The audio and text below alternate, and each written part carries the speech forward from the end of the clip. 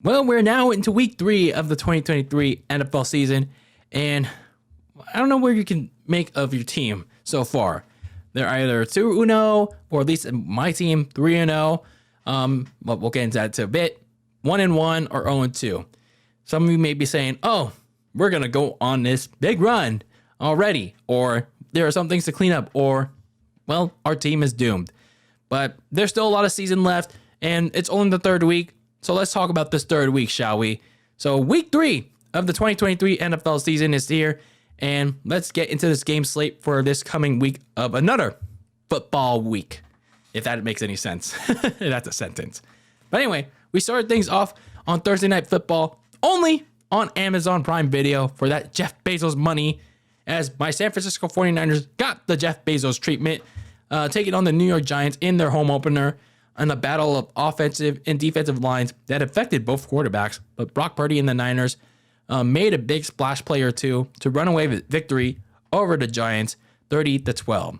Now let's get into our actual preview of these slate games.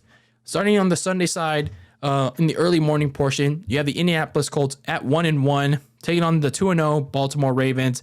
The Colts routed C.J. Stroud and the Texans 31-20. Even though they lost Anthony Richardson, the concussion protocol.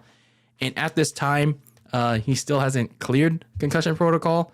So it remains to be seen if they'll have him available. And the Ravens beat the Bengals 27-24. And that Baltimore offense is looking to continue the success of, looking that damn good with Lamar Jackson, Mark Andrews, Rashad Bateman, Zay Flowers. I'm not sure if they'll have Odell Beckham Jr. with that ankle injury for this game, but not sure if they'll need him, at least for this week. But nonetheless, they looked pretty good in that game against Cincy, and I expect them to continue looking good against the Indianapolis Colts. So I'm going with the Ravens. The Tennessee Titans and take on the Cleveland Browns, both at 1-1. The Titans beat the LA Chargers 27-24 in overtime. Ryan Tannehill looked pretty solid, and Nick Folk kicked the game winner. Meanwhile, for the Browns, they're probably asking themselves, did we make the wrong decision trading for Deshaun Watson, giving them big fat contract? Because that was highlighted so much in that poor performance, including 2 big turnovers, one at the beginning of the game and one towards the end of the game. And that cost the Browns against the Steelers 26-22 on Monday night. So I'm going to go with the Titans here because, man, I'm not sure if Deshaun Watson is going to have a bounce-back performance here because Ryan Tannehill, I can't trust him either, but at least he has a little bit of a balanced team for right now. The Atlanta Falcons at 2-0 take on the Detroit Lions at 1-1. Desmond Ridder and the Falcons overcame a 24-12 deficit in the fourth quarter to beat the Green Bay Packers 25-24 in week 2. Meanwhile, the Detroit Lions kind of shot themselves in the foot with aggressive decision-making a little too much, losing an early key game to the Seattle Seahawks in overtime, 37-31. So for both of these teams, this is actually Desmond Ridder's first real road test as a full-time starter. And for the Lions, one of the other reasons why they lost that game is that their pass rush is really lacking. So they need to find a jump start really fast against a Falcons team that actually has been okay with their offensive line. And with the talent, the solid talent around them, I think they'll pull off an upset here against the Detroit Lions. The 2-0 New Orleans Saints take on the 1-1 Green Bay Packers. The Saints barely squeezed by the Panthers 20-17 in the one of 2 Monday Night Doubleheaders in week 2. And then the Packers also shot themselves in the foot because of a botched quarterback sneak by Jordan Love, among with other issues that cost them against the Falcons 25-24. The Saints, they have really yet to show their full potential under Derek Carr because, I guess the issues that plague Derek Carr in Vegas or / Oakland is kind of biting them so far because playing really conservative, going for the check down, not being too aggressive. So, and we're still waiting on how much potential the Saints offense can really have. Meanwhile, for the Packers, they were getting gashed by Bijan Robinson in that Falcons running game. So that running defense for Green Bay, it really needs to tighten up fast because against the Saints, even though they don't have a running game, they can really bite them hard. But nonetheless, I still expect the Packers to win this game. I do think Jordan Love will bounce back against New Orleans, especially if Derek Carr can't get the engine running. The Houston Texans at 0-2 take on the all-elite Jacksonville Jaguars at 1-1. CJ Stroud and the Texans got their butts whooped by the Colts in a division game, 31-20. Meanwhile, the Jaguars struggled in a 17-9 loss to the Chiefs because Trevor Lawrence and the offense really struggled in the red zone, and mostly for much of that game. So they're looking to bounce back and try to find a fix for what's going on in that offense. And I do expect them to do so, but maybe it could be closer than you think because CJ Stroud actually did okay, despite a very shaky offensive line. But I'm still going with the Jaguars.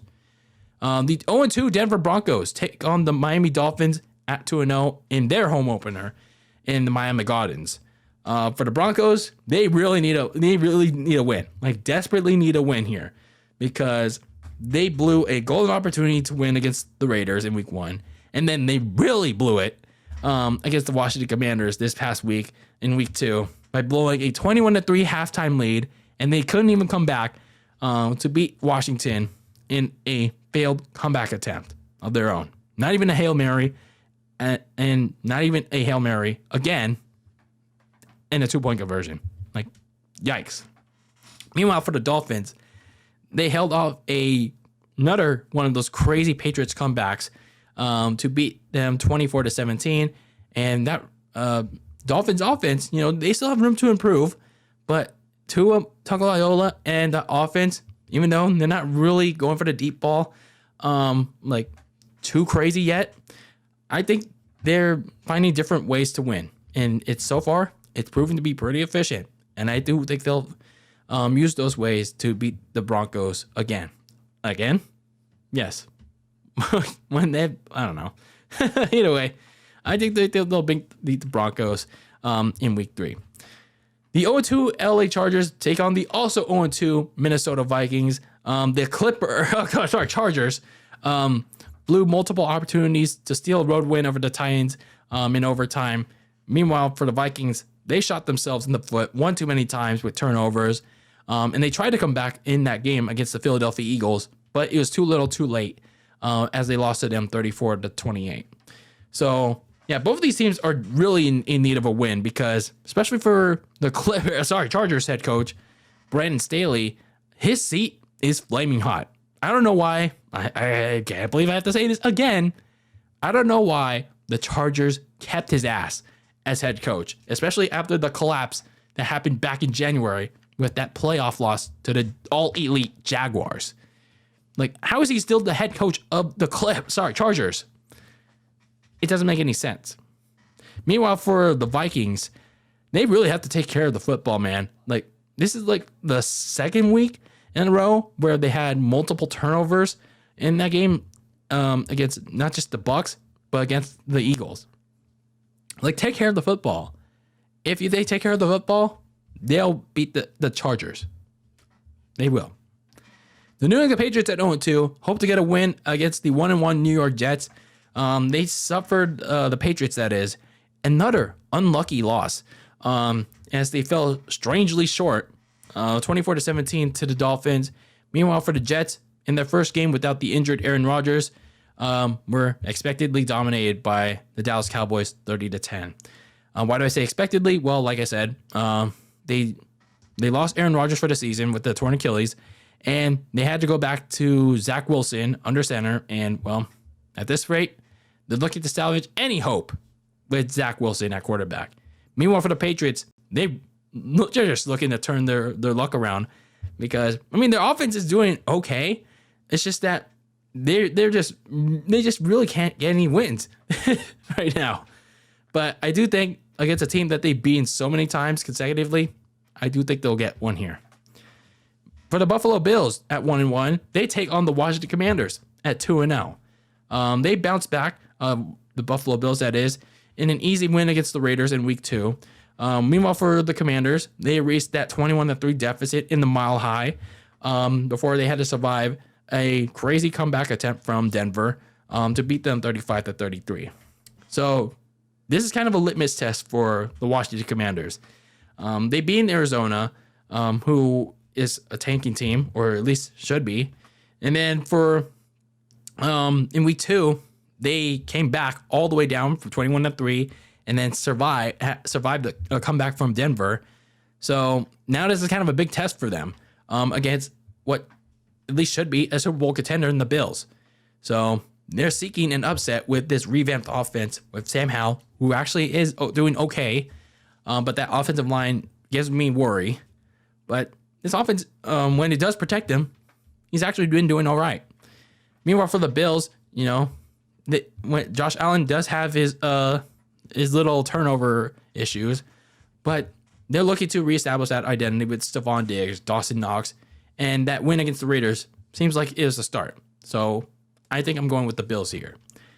So in the afternoon slate of games, we have the Carolina Panthers at 0-2 taking on the 1-1 Seattle Seahawks. The Panthers struggled to a 20-17 loss to the Saints, nearly coming back in that game very late.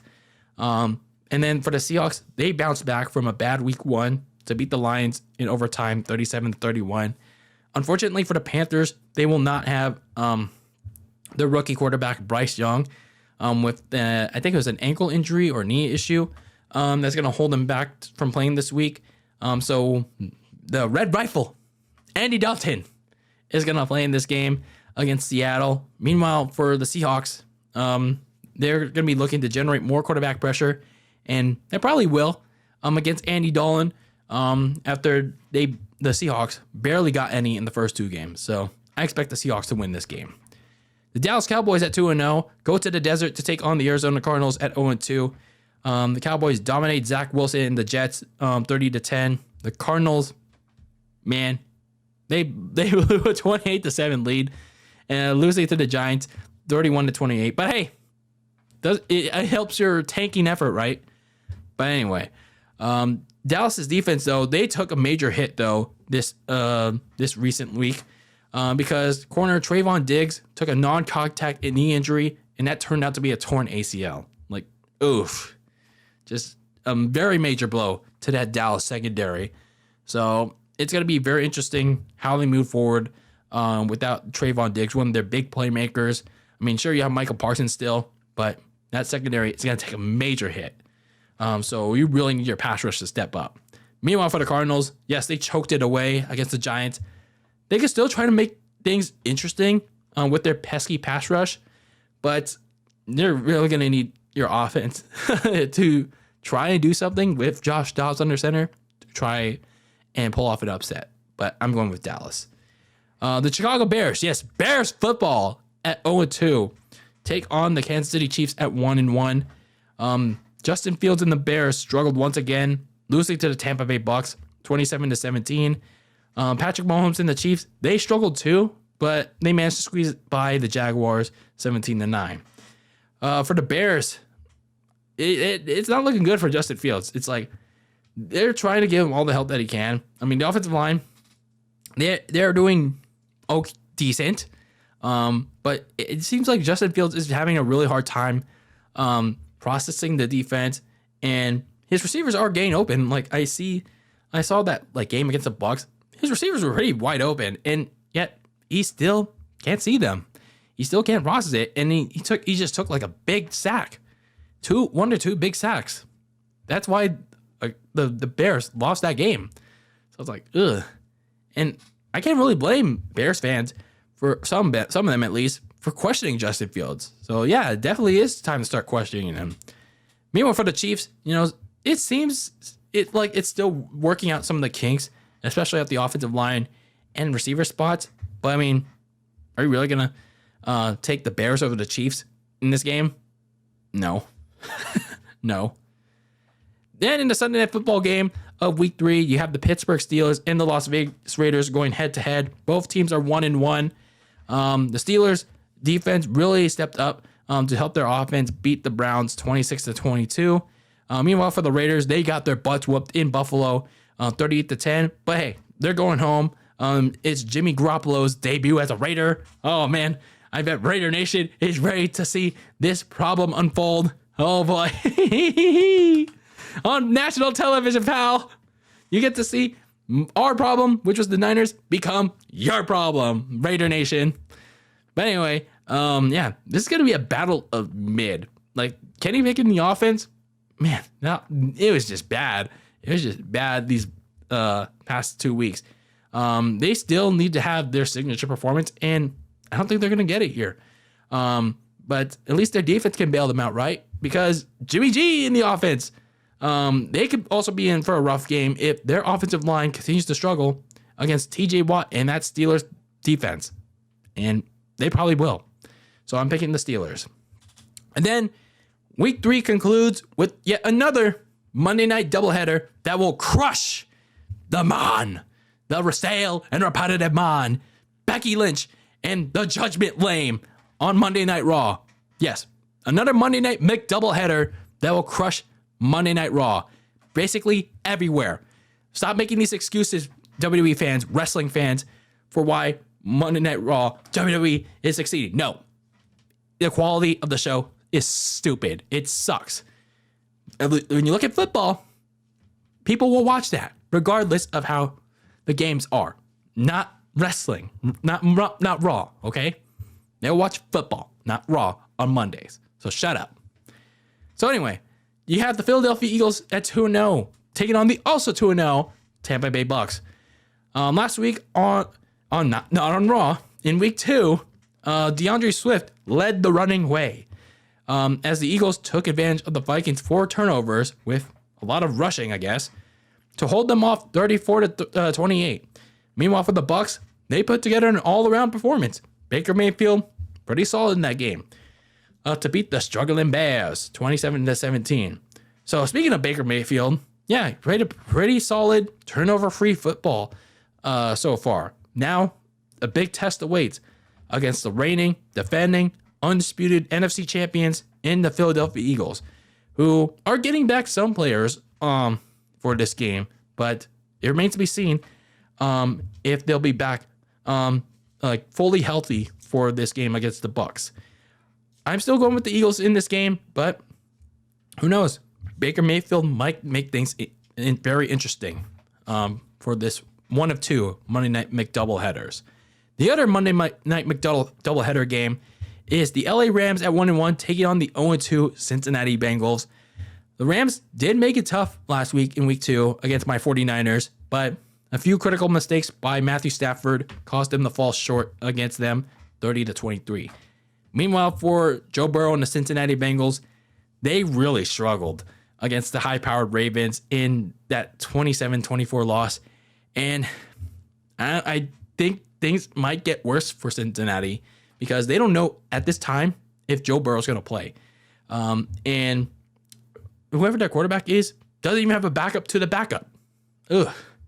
So Joe Burrow's aggravated calf injury looms very large on whether he could play in this game or not. And if he plays, you know he's not going to be at 100%. You know his mobility is going to be limited. And Jamar Chase was out there saying that they really need to throw the ball downfield more. They can't really because your quarterback can't move. He can barely move in the pocket. So since he's going to really struggle in this game, even if Joe Burrow does or does not play. Meanwhile, for the Rams, they seem to be impressing early, especially at the receiver spot. Where credit is due. They really tested the 49ers in that week 2 game, and they're certainly going to do so on the road against Cincinnati. So that's why I'm picking the Rams here. So should be interesting to watch in this Monday Night McDoubleheader that will once again crush Monday Night Raw all around. Television, social media, what you name it. It will crush Raw. You don't need to watch Monday Night Raw. You can watch this Monday Night McDoubleheader. Whoever's playing. Don't watch Raw. But anyway, that is your week 3 preview for the 2023 NFL season. Those are my picks. Let me know who you're going with, who you're going against. And yeah, I'd like to know who your picks are in the comments below for week 3, 2023 in the NFL. But anyway, that is it for me on Very Cold Lasagna. I'm your host, DylanLasagna. And until next time, keep the lasagna very cold in the fridge with your takes on the world of sports. And peace out.